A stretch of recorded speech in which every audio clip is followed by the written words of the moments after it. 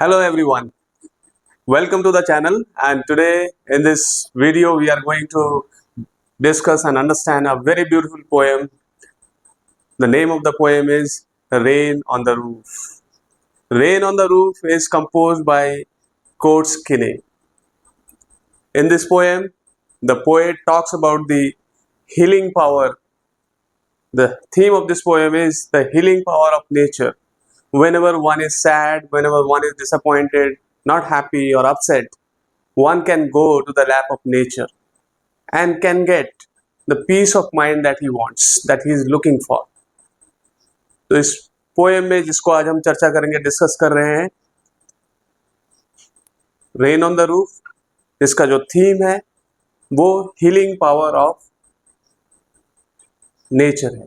कैसे नेचर जो है, अगर कोई इंसान डिसअपॉइंटेड है, सैड है, तो उस केस में आप देखते हैं कि नेचर से उसको जो इमेंस पीस मिलता है, कहीं ना कहीं उसको डी स्ट्रेस करता है. ठीक है, तो यहाँ पर इस पोएम में कोट्स किनी बताते हैं कि one fine day when he is lying in his comfortable bed, cottage chamber bed, and he listens to the patter sound of the soft rain. He listens to the patter sound of the soft rain. तो वो poet यहाँ पर बताते हैं कि किस तरह से वो एक अपने कॉटेज चैम्बर बेड पे लेटे हुए हैं और जो धीमी धीमी बारिश हो रही है, उसकी जो आवाज़, उसकी जो म्यूजिक जो प्रोड्यूस हो रही है, उसको यहाँ पर वो एंजॉय करते हुए दिखाई देते हैं. ठीक है, और इसमें पोएट ये भी बताते हैं किस तरह से जो सॉफ्ट रेन है कई यादों को उनके दिलो दिमाग पर भरती हैं, उनके बचपन की यादें भी ताज़ा कर देती हैं. कैसे बचपन के दिनों उनकी मदर उनको और उनके ब्रदर सिस्टर्स को कैसे उनके ऊपर शावर ऑफ लव करती थी, किस तरीके से उनके ऊपर प्यार बरसाती थी और कैसे उन लोगों को सुलाती थी, ये सारी चीज़ें भी उनको याद आती है. ठीक है, अब पोएट की मदर तो अलाइव नहीं है, she is no more now. Now the poet is remembering through this soft rain, through this nature, right. The poet is reminiscing his mother. The poet is reminiscing his mother. तो बच्चों, आज हम जो poem चर्चा कर रहे हैं वो है rain on the roof, quotes किनी के द्वारा लिखे हुए, जो कि class 9th bee hive course book से लिया हुआ है. और इस पोएम को मैं आपको पूरा जो स्टैंजा जितना है, ये 3 स्टैंजाज में बटे हुए हैं और इन सभी स्टैंजाज को एक एक करके डिस्कस करूंगा और साथ में इसके की पॉइंट्स भी आपके साथ डिस्कस करता हूँ. तो आप सभी से रिक्वेस्ट करूंगा कि आप वीडियो में अंत तक बने रहें so that you can understand the whole poem, each and every important line of this stanza that I am going to discuss here. So be there, okay? And let us, without any further wastage of time, we shall start the poem. When the humid shadows hover over all the starry spheres, and the melancholy darkness gently weeps in rainy tears, what a bliss to press the pillow of a cottage chamber bed and lie listening to the patter of the soft rain overhead. तो poet यहाँ पर कहते हैं कि humid shadows, जो dark clouds हैं, वो तारों से भरे आसमान को कैसे ढक लेते हैं. When the humid shadows are covering the whole sky, when it is getting overcast, जब ओवरकास्ट हो जाते हैं, किस तरह से एक ग्लूमिनेस, एक डार्कनेस जो प्रिवेल करती है, वो ग्लूमिनेस के लिए स्टैंड करती है. एक अंधेरा जो छा जाती है, जो तारों से भरे आसमान जो है ढक जाते हैं, किसके द्वारा ढक जाते हैं? ह्यूमिड शैडोज के द्वारा. ह्यूमिड शैडोज क्या है? जो वेपर है जिसमें मॉइस्चर है, डार्क क्लाउड्स. ठीक है, जो रेन बेयरिंग क्लाउड्स है. Humid shadow means the rain bearing clouds. Hover means surround over all the starry spheres. So now it is evening time. The poet was resting himself, he was taking repose in his cottage chamber bed, and it was as it got darker, the dark clouds, they surround the sky, they surround the starry spheres, and when it gets completely overcast, जब पूरी तरह से overcast हो जाते हैं, तो overcast होने के बाद जो है एक तरह का एक डार्क ग्लूमिनेस जो है वो प्रिवेल करती है, ठीक है। Melancholy darkness gently weeps in rainy tears, or according to the imagination of the poet, this darkness, this gloominess is crying here, is shedding tears in the form of raindrops. So he is imagining here the dark clouds, somebody must be sitting there and who is in a state of sorrow, and that person is crying, that person is weeping, and he is shedding tears. Okay, so the raindrops that are falling, that are compared to tears, okay, and it is a light rain, okay, and he says what a bliss to press the pillow, and at that moment what he was doing, he was pressing his head against the pillow, the soft pillow, and what a bliss it is really a moment of immense joy for the poet, okay. So as he, what a bliss to press the pillow of a cottage chamber bed and lie listening to the patter of the soft rain overhead.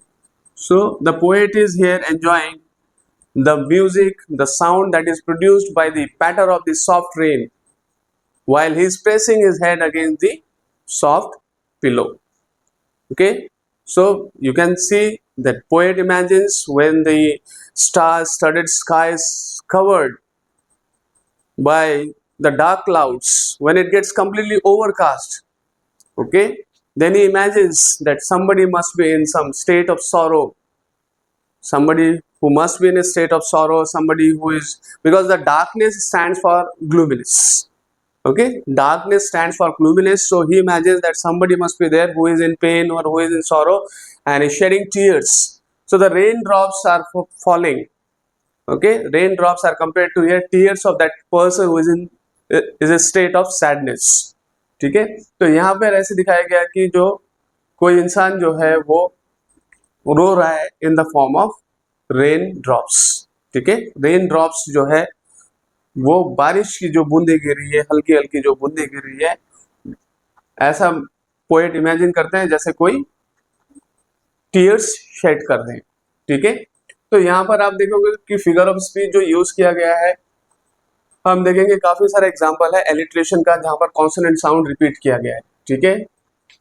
जैसे starry spheres, यहाँ पर alliteration use किया गया है।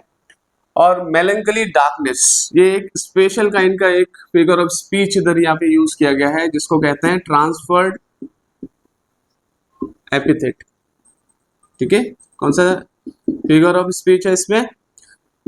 Transferred epithet में क्या होता है, जो एडजेक्टिव हम वर्ड यूज करते हैं जिस नाउन के साथ, एक्चुअली वो इस नाउन के लिए नहीं है, that is used for some other word, but it is used with a noun and it does not stand for that noun. Means the word, the adjective word which is used with a noun, this word melancholy, though here for poetic beauty, the poet has used the noun form of the word, so we can take it as adjective melancholic, okay.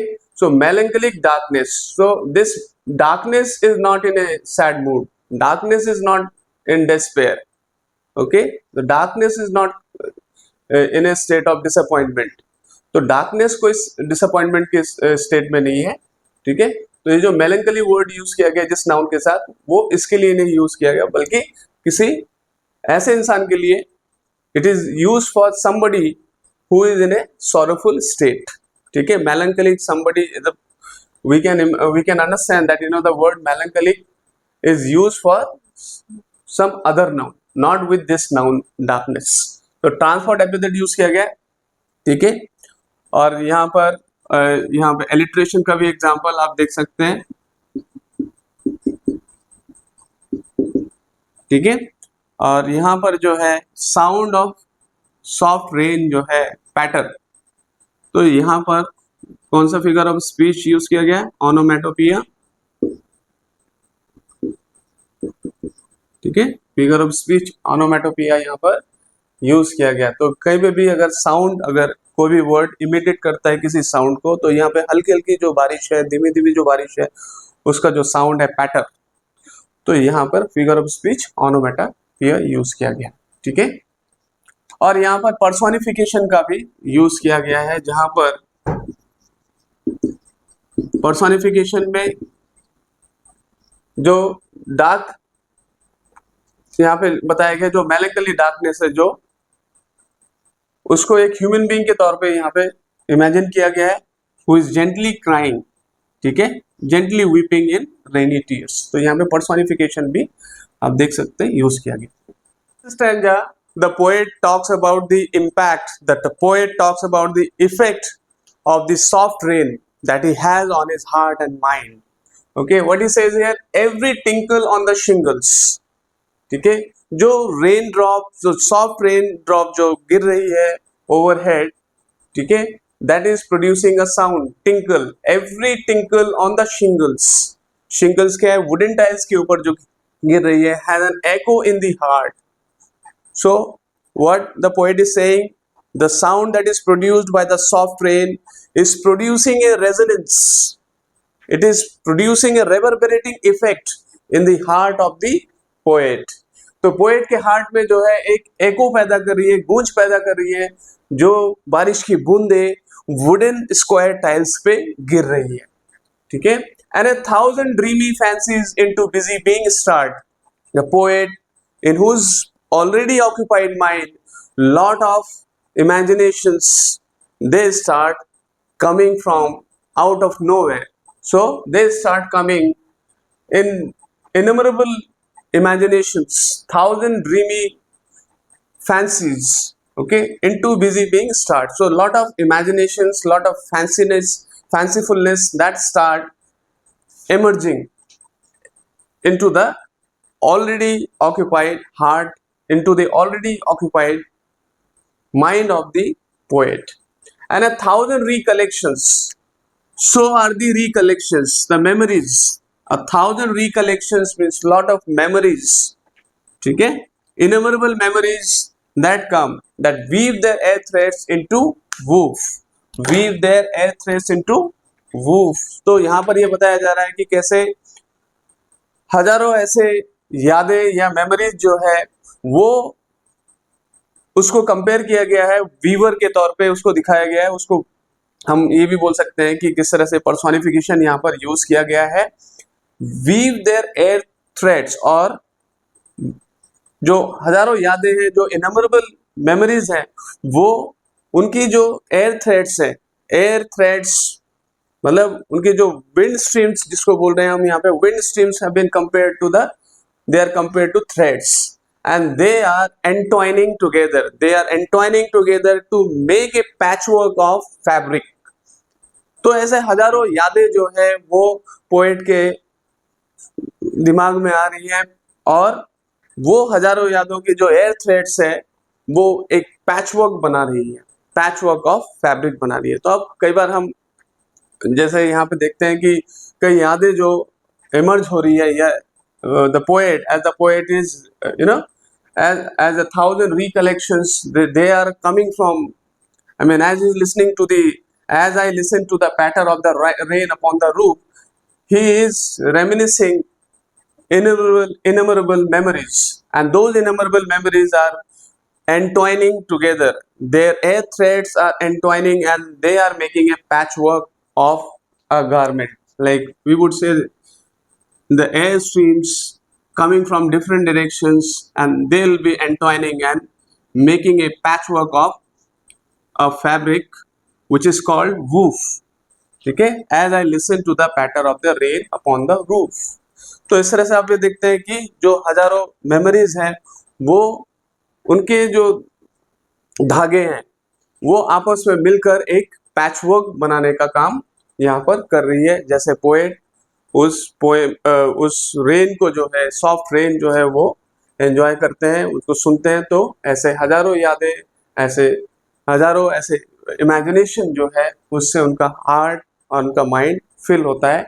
और किस तरह से वो बताते हैं कि ये जितने भी इनमेमोरेबल मेमोरीज हैं वो आपस में मिलकर, उनके एयर थ्रेड्स मिलकर एक पैचवर्क बनाती है, एक वूफ बनाने का काम करती है. और इस तरीके से जो है पोएट जैसे as he is listening to the patter of the rain upon the roof, so he is reminiscing his mind and heart is being filled with lot of imaginations and lot of memories. Okay, तो यहाँ पर हम अगर हम बात करते हैं तो यहाँ फिगर ऑफ स्पीच देखिए, यहाँ ओनोमेटोपिया यूज किया गया है, अगेन साउंड्स ऑफ रेन, ठीक है, तो यहाँ पर ओनोमेटोपिया यूज किया गया है,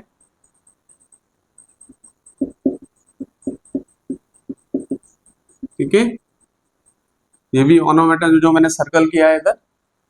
और आप ये देखेंगे ड्रीमी फैंसीज, यहाँ पे एक और एग्जांपल जो है वो ट्रांसफर्ड एपिथेट का, ट्रांसफर्ड एपिथेट। तो जैसे मैंने पहले भी बताया कि ट्रांसफर्ड एपिथेट में एडजेक्टिव जो वर्ड है वो जिस नाउन के साथ यूज हो रहा है वो उसके लिए यूज नहीं हो रहा है, तो यहाँ पे हम कह सकते हैं it is not the fancy which is imagining और विच इज ड्रीमिंग। यहाँ पर फैंसी जो है वो ड्रीम नहीं कर रहे हैं, it is somebody who is dreaming, okay, not the fancy itself is dreaming. तो यहाँ पर फैंसी जो नाउन वर्ड है इधर और यहाँ एडजेक्टिव वर्ड है ड्रीमी, तो ड्रीमी जो है ये फैंसी के लिए यूज नहीं हुआ है, ठीक है, it is not the fancy which is dreaming, it is rather somebody who is dreaming here, some human being is dreaming here, ठीक है। And 1000 dreamy fancies into busy being starred, तो पोएट अपने आप को कहते हैं कि मेरे ऑलरेडी ऑक्यूपाइड माइंड में कई ऐसे हजारों इमेजिनेशन जो है, ड्रीम्स जो है वो अपना घर कर लेती हैं। एंड 1000 रिकलेक्शंस, ऐसे कई यादें जो है वीव देयर एयर थ्रेड्स, ठीक है, जो यादों यहाँ पे बताया गया रिकलेक्शन को पर्सोनिफाई किया गया एज ए वीवर, ठीक है, पर्सोनिफिकेशन यहाँ पर किया गया है, ठीक है, रिकलेक्शंस हैव बीन, रिकलेक्शंस को एज अ वीवर, ठीक है। और जो डिफरेंट मेमोरीज, उस अगर हम बात करें मेमोरीज को एयर थ्रेड्स, ठीक है, और वो एयर थ्रेड जो है एक तरह से आप जो बोल सकते हैं जो धागे जो बन रहे हैं वो बनाने का काम करती है, एक पैच वर्क बनाने का काम करती है, ठीक है, as I listen to the patter of the rain upon the roof, ठीक है। तो आप इसमें देखेंगे कि जो फिगर ऑफ स्पीच है वो भी हमने डिस्कस किया है और यहाँ पर एलिट्रेशन का यूज किया गया है, बिजी बीइंग, ठीक है। This last stanza of the poem the poet talks about how he remembers his mother, okay, so what he says here, now in my memory comes my mother, now he remembers his mother as she used in years agone, what she used to do many years back during their childhood, okay. Here the poet's mother is no more now, the poet is remembering his mother, how she used to regard, to shower her love on whom, the darling dreamers. Here the poet is talking about him as well as his siblings, okay. Before she left them, so before she goes to bed, she would lull the poet and his brother sisters to sleep, leaving them for the night to meet them again in the early morning. Next day, early in the morning, she would meet them again.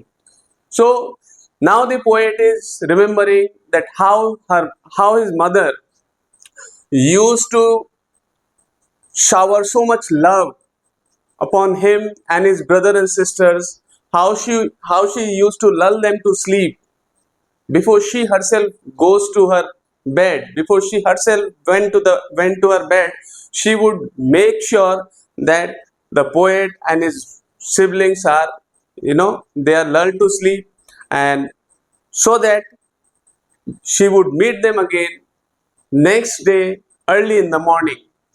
Okay, so this line is very clear children. अगर आपको कोई question है तो मैं आपको फिर से ये बता देता हूँ कि as she used in years agone, मतलब अब से कई साल पहले वो क्या करती थी, when she was alive, to regard the darling dreamers, she would shower her love on the poet and the poet's siblings before she left them, before she would go to sleep, before she would go to her room, she would leave them for the night so that she could meet them again next morning, next day early in the morning. Dawn is early morning. Okay, तो इस तरीके से जो है poet याद करते हैं, not only one night, he remembered several such nights when his mother would lull them to sleep, right? And this was a daily routine, and thus the poet remembers several such nights how his mother used to shower her love upon him and his siblings. Okay, कैसे उसके mother जो है कई साल पहले जब वो छोटे थे, जब पोएट छोटे थे, पोएट के भाई बहनों को कैसे वो उनके ऊपर प्यार बरसाती थी। तो ये जो सॉफ्ट रेन है, जैसे वो सॉफ्ट रेन सुन रहे हैं तो उनको ऐसा महसूस हो रहा है, उनको अपने मदर की बात याद आ रही है और कैसे उसके मदर जो है उनके ऊपर और उनके भाई बहनों के ऊपर प्यार बरसा रही थी और कैसे उनको सुला देती थी, और ताकि वो अगले दिन फिर उनको अर्ली मॉर्निंग आकर मिल सके। ठीक है, O I feel her fond look on me, यहाँ पर पोएट कहते हैं I feel her fond look on me. ठीक है, I am now feeling as if she is looking on me from up the heaven there and she is casting her affectionate look. ठीक है, she is looking on the poet from up the heaven there and she is casting her loving look, she is casting her loving look over here. Okay, as I listen to this refrain, so as the poet is listening to this music, this rhythmic music, as he listens, refrain is the part of some song or part of some poem. So here the rain is compared to some refrain. The rain is compared to refrain, which is a part of some song, because the rain, the slight rain is producing such melodious sound. Okay, the raindrop, the soft rain is producing such melodious sound that it is being compared to refrain, which is a repeated line of some song or some poem. Okay, तो जैसे वो सुनते हैं इस refrain को, इस repeated line को, repeated जो ये हल्की हल्की जो बारिश है, जो धीमी बारिश की जो म्यूजिकल, जो मेलोडियस जो आवाज है, ठीक है, मेलोडियस जो सॉन्ग है उसको, या पोएम भी कह सकते हैं, मेलोडियस जो पोएम है उसको वो जैसे सुनते हैं तो उनको पुराने दिनों की बात याद आती है, कैसे उनके मदर उनको और उनके ब्रदर सिस्टर्स को सुलाते थे ताकि अगले दिन वो अर्ली मॉर्निंग उनको फिर दोबारा आके मिलते थे। ठीक है, और कैसे उनको how she would shower love on him and his siblings. ठीक है, so as I listen to this refrain which is played upon the shingles, तो जैसे ये सॉफ्ट रेन की जो आवाज है, जो सॉफ्ट रेन गिर रही है, जो एक मेलोडियस इफेक्ट प्रोड्यूस कर रही है, ठीक है, which is falling on the shingles, wooden triangle, wooden जो आपका ट्राइंगल्स है, wooden tiles है, उसके ऊपर जो है ये, यानी कि शिंगल जिसको बोलते हैं, wooden tiles, wooden rectangular tiles. ठीक है, वुडन रेक्टेंगुलर टाइल्स है, उसके ऊपर ये जो हल्की हल्की जो बारिश गिर रही है उससे जो मेलोडियस साउंड प्रोड्यूस हो रहा है, और उस साउंड से ही उनको अपने मदर की बात याद आ रही है, और कैसे बचपन के दिनों उनको उनके मदर, उनको ना केवल उनको बल्कि उनके ब्रदर सिस्टर्स को भी वो कितना प्यार करती थी।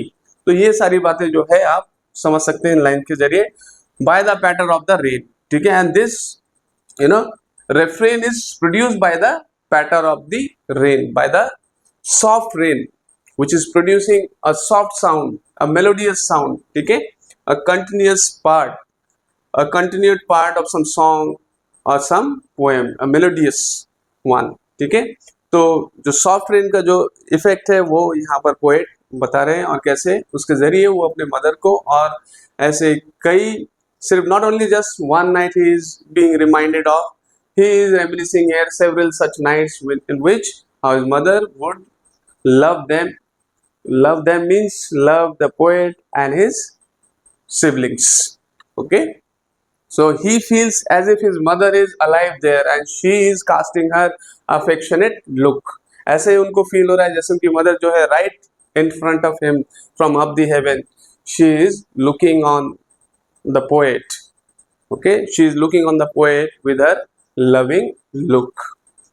ऐसे मान सकते हैं कि जैसे पोएट की mother, she is not dead, she is alive and she is very much, the poet is remembering her as if she is right there in front of his eyes. Okay, तो ये पूरा poem मैंने आपके साथ discuss किया है। इसमें आप देखेंगे जो फिगर ऑफ स्पीच यूज किया गया है, यहाँ पे माय मदर, यहाँ पे lot of alliteration has been used there, ठीक है। एलिट्रेशन यहाँ पर काफी यहाँ पे यूज किया गया है, जो मैंने लेटर्स कॉन्सोनेंट साउंड जो रिपीट होता है यहाँ पे एलिट्रेशन यूज किया गया है, ठीक है। और इधर आप देखते हैं कि किस तरह से इधर भी एलिट्रेशन यूज किया गया है। डार्लिंग ड्रीमर्स, डी साउंड जो है वो रिपीट हुआ है। और आप ये देखते हैं कि as I list to this refrain which is played upon the shingles by the patter, ठीक है। तो पैटर जो है यहाँ पे फिर ऑनोमैटोपोइया यूज किया गया है, okay. So very quickly we'll discuss the main points, the key points of the poem. So children, let us quickly wrap up with the main points of the poem. The poet is lying in his bed. The poet is lying in his bed, in his cozy and comfortable bed, and he's pressing his head against the soft pillow. He hears the sound of the clouds. So suddenly what happens? Dark clouds, they start covering the star-studded sky. Suddenly the quietness of the environment disappears. So what happens when the dark clouds surround the sky? It leads to some gloomy darkness. ठीक है, जब अंधेरा छा जाता है तो ऐसा दिखता है जैसे कुछ ग्लूमी, एक डिसअपॉइंटमेंट, एक डिस्पेयर जो है वो महसूस करने लगते हैं। और उसके बाद जब when it starts raining, जब बारिश शुरू हो जाती है लाइटली, यहाँ पर ये बताया गया suddenly the quietness of environment disappears, जो ये ग्लूमी डार्कनेस है वो रिमूव हो जाती है।